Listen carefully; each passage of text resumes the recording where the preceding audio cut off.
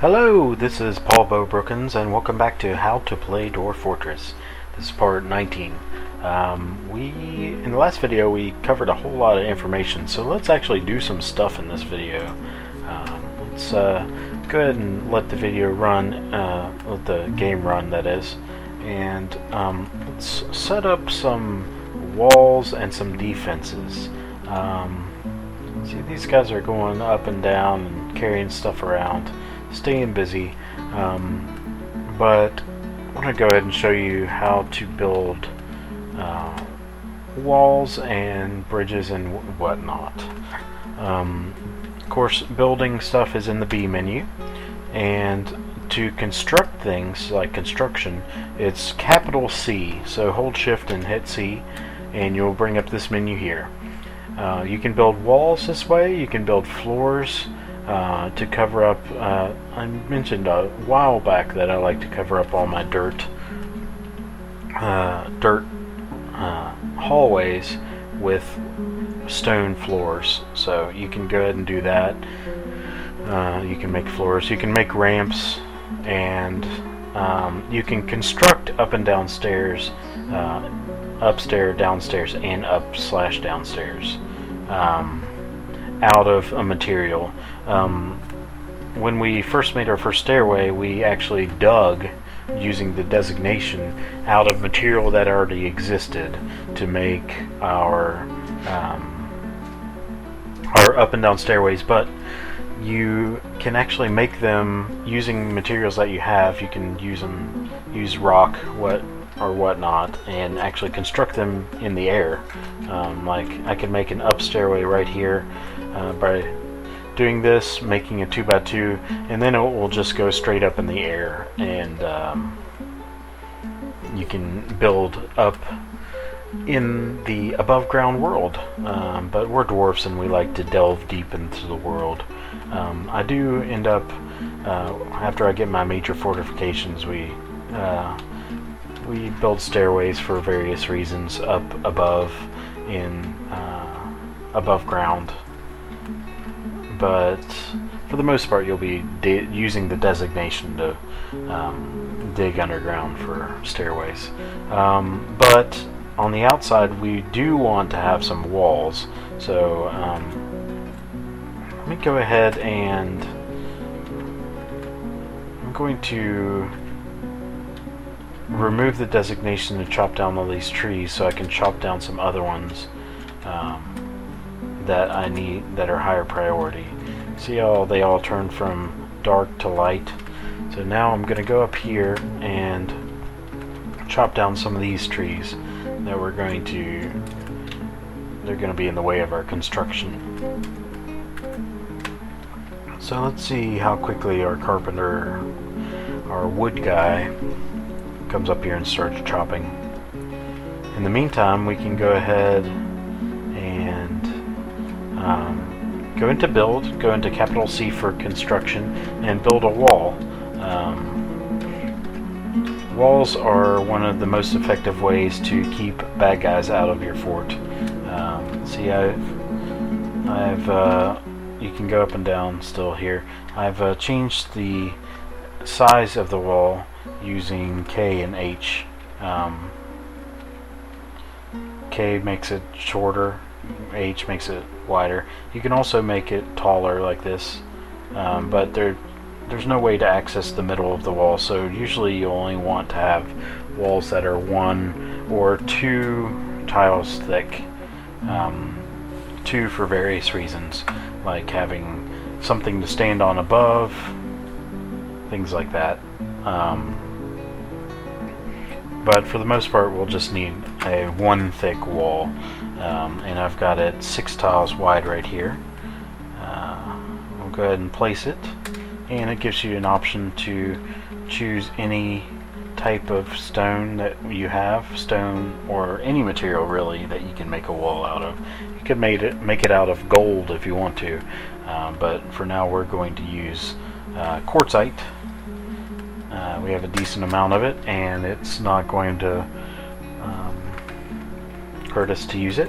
So see, now it's like little gray boxes that say there's going to be a wall here eventually. can see them scattering around. Man, they're busy. I've had 0 idlers for a long time because of the fact that we're putting things in stockpiles and creating furniture. We're digging, creating new stones to put in the stockpile, and we're using up stones to take out of the stockpile, our stone stockpile here. You can see that our main stockpile with all our other things here is getting pretty full. I went ahead and designated another stockpile to put other things in here, and they still haven't started on this here. They have started on this though. On this level, I'm going to use this for my military, which I'll go over how to give training areas and sleeping areas, equipment areas to your military in a future video. This is going to be the start of that on this floor. You can see right here in the announcements, look at all the stuff that's happened in our game. Ooh, look, this guy, Doran, created a masterpiece at one point. That means he created a really good piece of something or other. Let's see what kind of skills he has here. See what it probably was. We'll go ahead and read our dwarfs and see what's happened. Doran is a stone crafter, so... oh, no, he's also a mason, so he probably made... he's a pretty decent mason. He probably made something, got lucky and made a really good masonry item. It's probably one of the tables or chairs that we assigned him to make a while back. Weather's cleared, it's now summer. They suspended, sometimes you'll see this announcement, the door suspended the construction of a building. It'll have a error message. The red messages are error. It'll tell you why. So when that happens, you'll have to go and find that building and figure out what happened. You can unsuspend it by hitting S.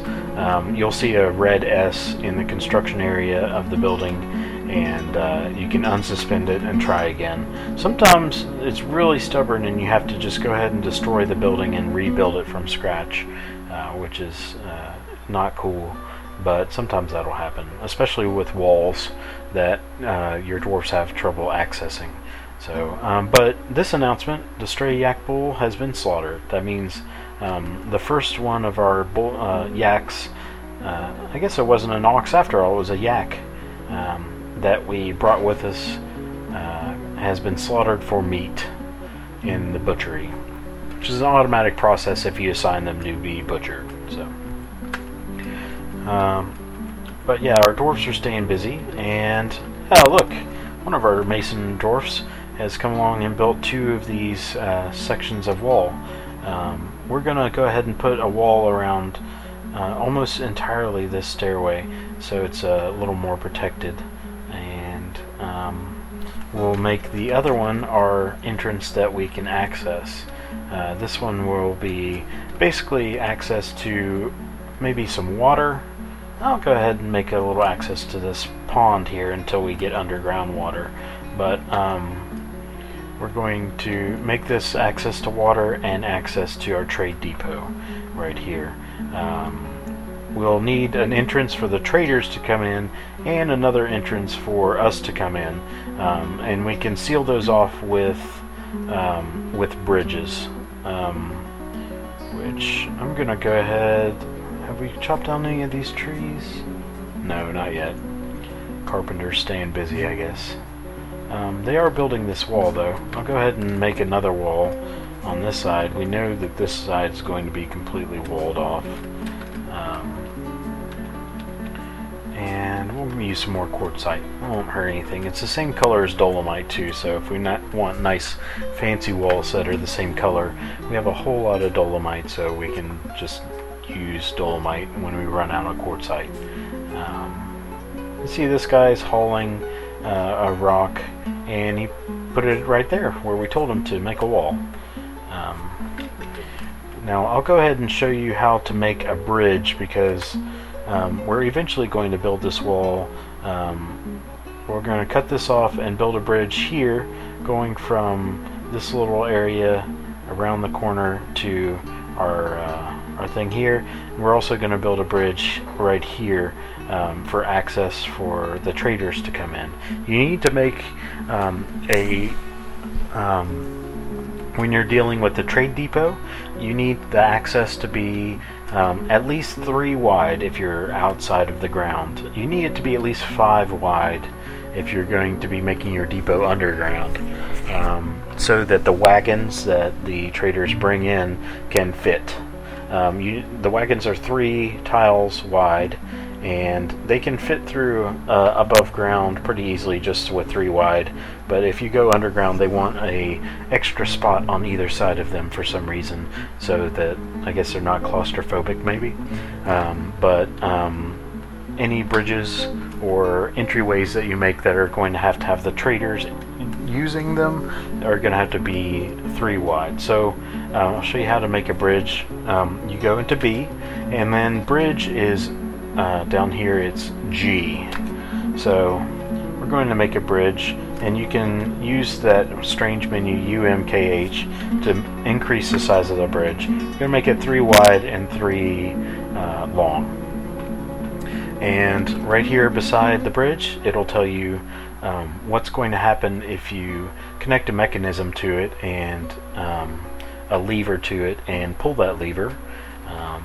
And right now it's going to retract. You can change that by hitting this raise direction, WASDX. So WAS makes it retract, DX. It's like a cross with the X, and it shows the direction that it's going to raise if you're not going to have it retract. We want it to raise this direction, and we're going to build our wall along this line, and then when it's raised it's going to just show just a single line right here where the bridge is, going this direction and being up against the wall. You don't have to worry about it running into anything on the upper Z level. When it's raised, it turns into this magical thing where it's just one tile tall. So even though this is 3 tiles tall, or you would think it would be, when it raises up, it's only going to be 1 tile tall, and it's going to be a wall right here. But that looks like it's going to be it for this video. I'll go ahead and place this bridge and make it out of quartzite, and it takes several items. See, I'm using 3 items to make this bridge, so that's flashing saying it's not done yet. But looks like we're going to be finished for this video. In the next video we'll try to expand out some of our walls, and we'll see what else kind of trouble we can get into. Go ahead and like this video if you like this particular video, and subscribe if you like what I'm doing. And but until then, my name's Paul Bo Brookins, and we'll see you next time.